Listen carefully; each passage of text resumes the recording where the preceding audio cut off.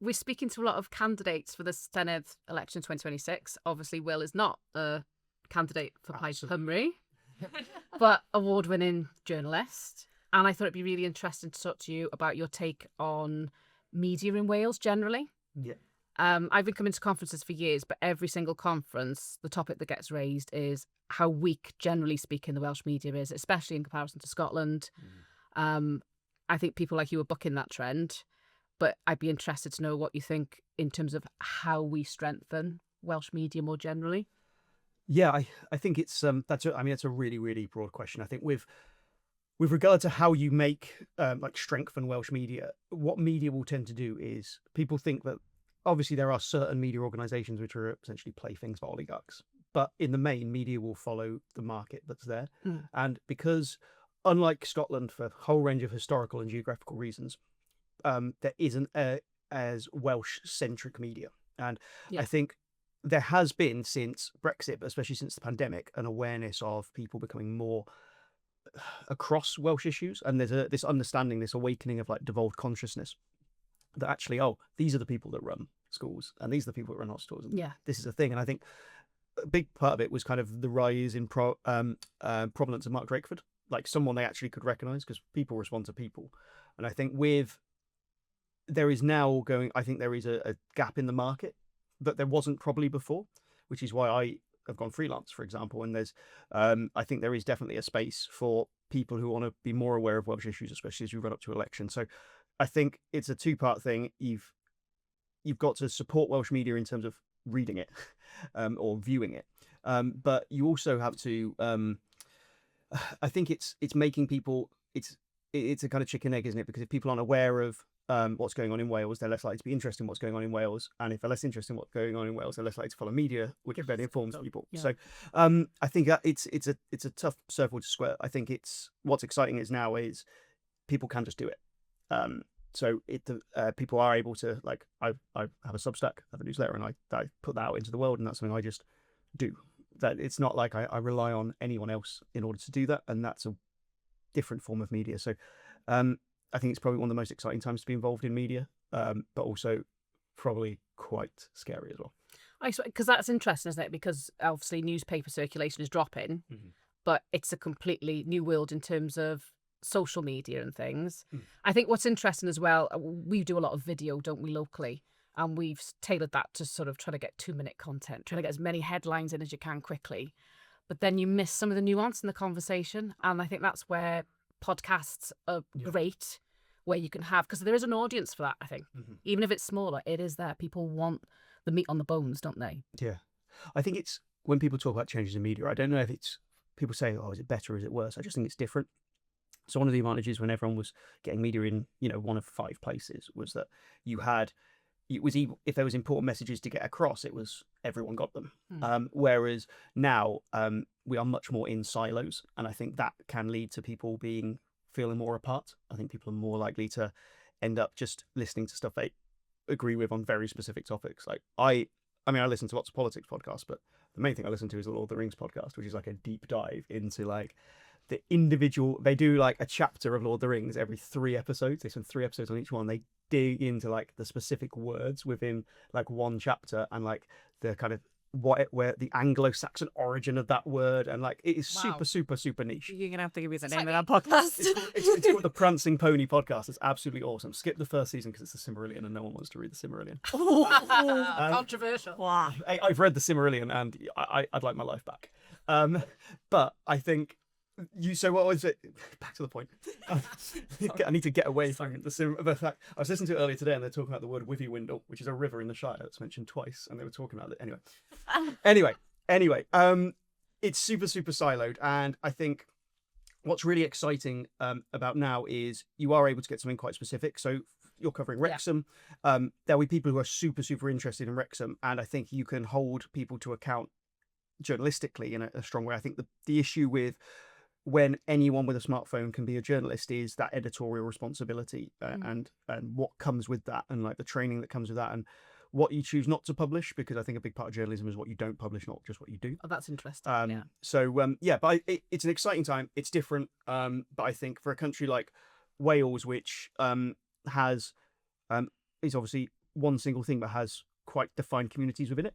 I think it's quite exciting that you can have maybe almost a return to that kind of hyperlocal news which you had when you had those specific Valley paper, for instance, or a Wrexham specific. And there's clearly an audience for it as well. Oh yeah, definitely. Which we weren't sure about, I think, when we started doing it. And even though we're doing very specific topics, isn't it? Yeah, it's been really good, the response, actually. Yeah. It's quite shocking, like how quickly, especially because we had like a lot of teething issues initially. Yeah. It's quite shocking how many views it's getting on YouTube consistently now. Do you find that people like respond to you guys as people as well? Yeah. And that, I think that's one of I think it helps that I'm a content creator and not a politician first. Yeah. You know, I'm going into politics, but I've always tried to be the same person offline as I am online. Yeah. Do you know what's strange? I mean, I knock doors and things, and when you do a lot of video content, people think they know you. Yeah. And you don't know them. And I was thinking when I said hi to you before, because you watch the podcast, you think you know something. No, we've never met before.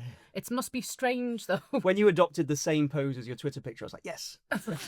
That's you know people by social media profiles. Yeah, it is crazy, isn't it? But I think in a time when like the world is so miserable and everything is so bleak, that thing of people just responding to people is really true. And I think it's a way of, I mean, if I'd gone into journalism 20 years ago, because my spelling's terrible, I'd still be a kind of just general reporter getting told off by a sub-editor.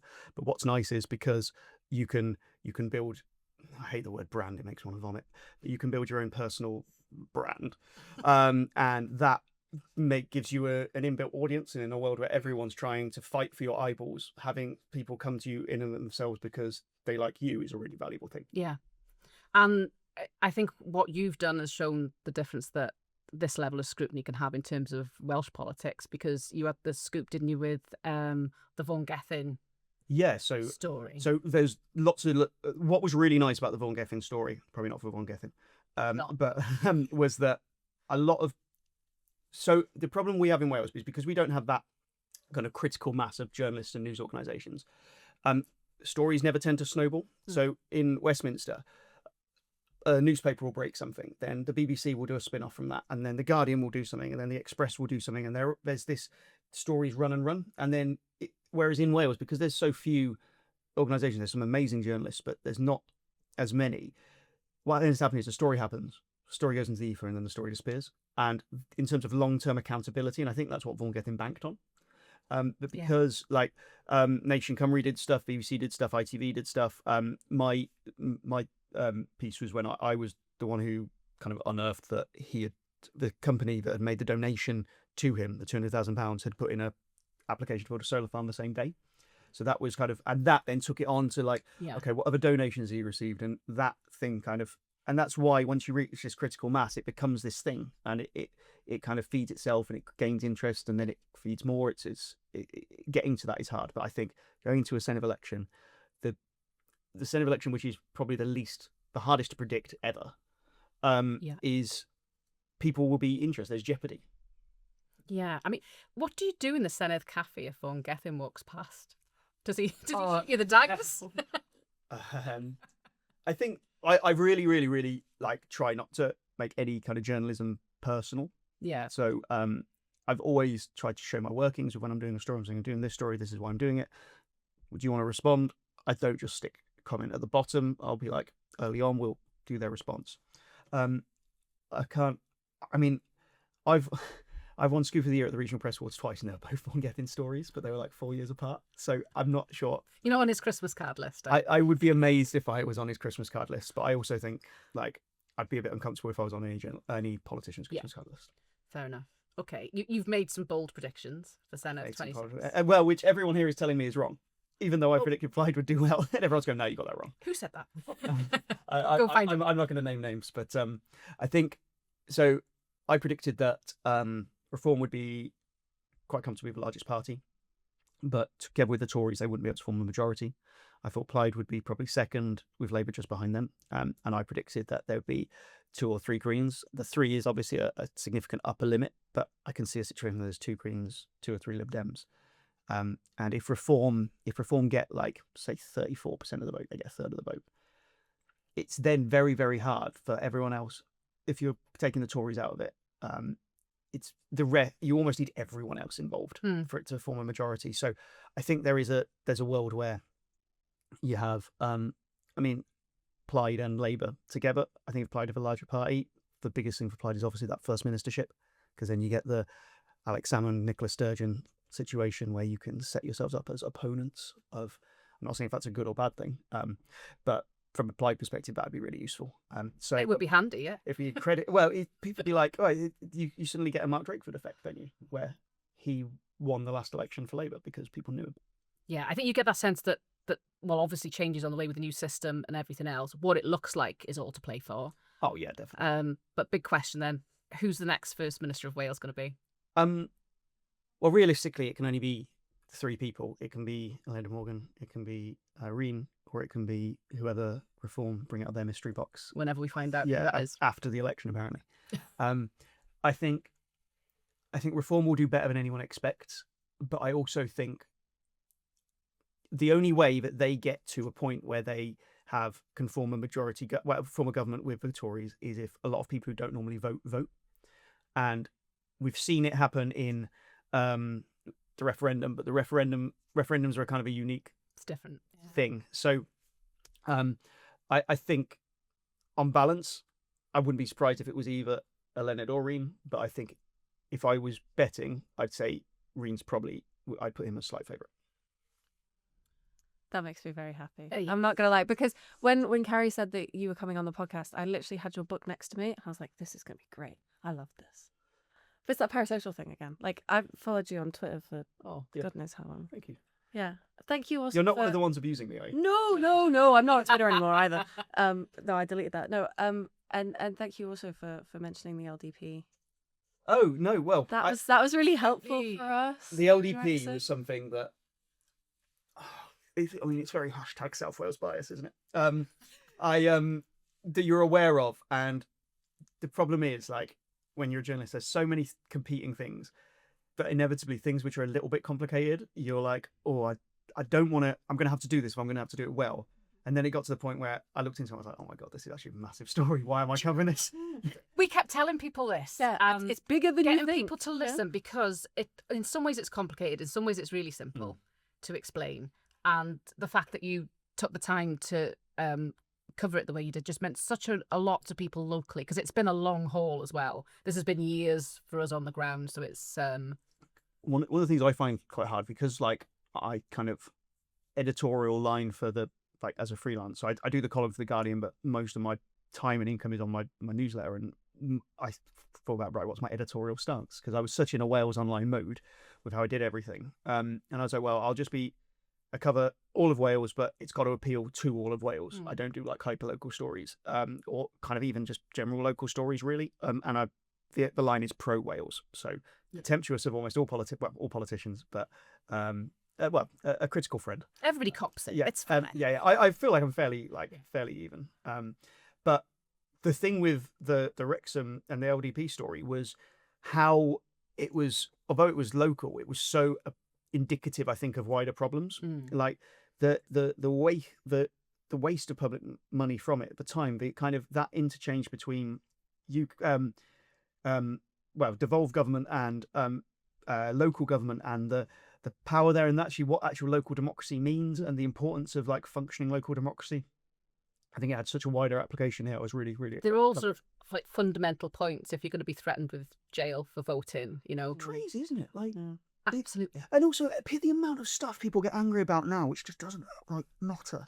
Just doesn't matter at all. Like, actually, it was nice to try and get people angry with something that actually I think does. Mm-hmm. So yeah, it was a good story to tell. Yeah, and it's not finished yet. We'll see where it.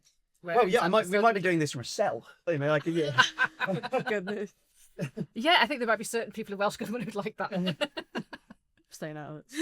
I mean, I have no political affiliation, but I think there's.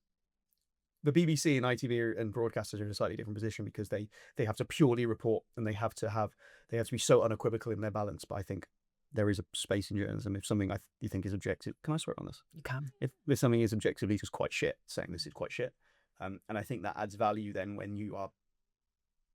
It's authentic. Yeah. Well, I think you can't look at certain things and go, oh well. I mean, there's two sides to every story, but sometimes one of the sides is talking crap. So it's. I mean, I think what surprised me was how little the Welsh government were defending their position. And they used the ongoing litigation argument, but obviously the ongoing litigation was initiated by them. This is a use of public money, and I think I thought they would argue the case stronger when I went to them for comment, and they didn't. And I think that it's frustrating journalistically, because part of you wants to be like, well, I want to give both sides of this story, but they're not. They won't talk to the council either. This is the ridiculous situation in terms of, because if they don't get the appeal to the Supreme Court, the next day, basically the LDP is quashed. We have no LDP, and we've got a Welsh government that won't talk to Wrexham Council about what comes next. It's just a ridiculous So, in the current state of scenario, we're waiting to see if the Welsh government are going to appeal the decision. Is that They have already appealed to the Supreme. So it's whether they throw it out or yeah. So they first of all they go to the Court of Appeal judges for permission to appeal. Yeah. They did that. The Court of Appeal judges said no, but they can go directly to the Supreme Court, which they've now done. It was a unanimous decision. It was a unanimous decision. There's no new. And there's no change of circumstances. No new evidence. It's the same argument. But we have to. It could be tomorrow. It could be 6 months before the Supreme Court make a decision. You've got like that sword of Damocles hanging over you kind of situation. Yes. Yeah. It's So it's not great. Oh well, good luck, guys. Yeah, thanks. We'll see where it goes today. Okay, so if people want to find out more about what you're working on, then they can sign up for your newsletter. Where can they find it? The best thing to do is just Google the Will Haywood newsletter. So that's Hayward, not OOD, as all my GCSE certificates say. Will Haywood is a very, very intelligent guy, apparently, but he's not actually. He did rubbish. So just Google the Will Haywood newsletter. You can sign up for free, or you can pay for a subscription. You can sign up for free and then decide to pay later.